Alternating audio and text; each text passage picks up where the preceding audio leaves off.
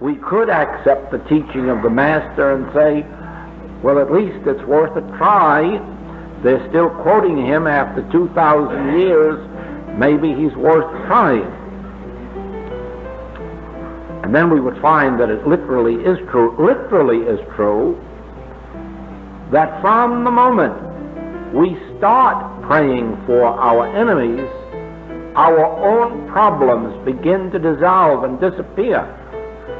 From that moment on, we begin to find a whole new state of consciousness unfolding within ourselves.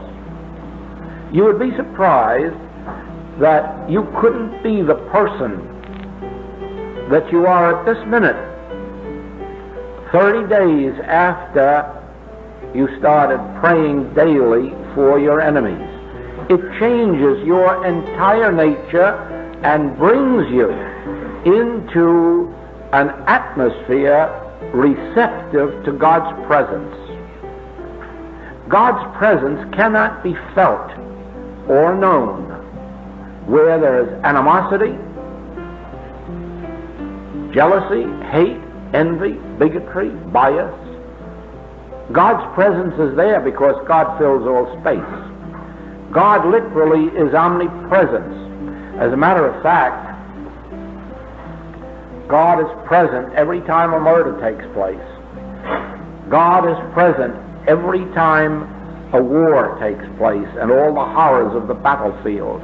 God fills every space there. God is omnipresent where rapes take place. You wouldn't believe that, would you? But it's true. The only reason God isn't in evidence is God isn't being realized. God is present, but not realized.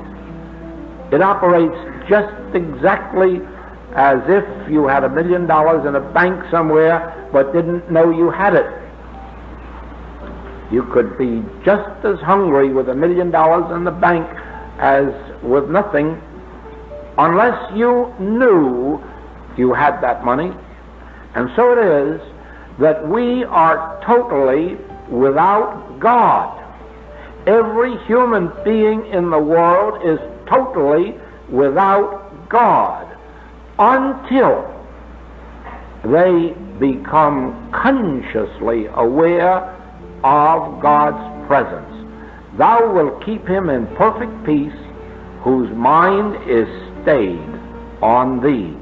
Acknowledge him in all thy ways, from getting up in the morning until retiring at night, and he will give thee peace.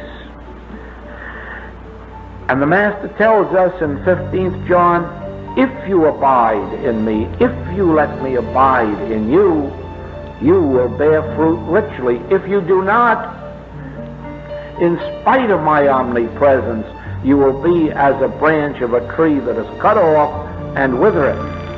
And so, the whole secret of spiritual living isn't begging God to do something. It isn't pleading with God to do anything.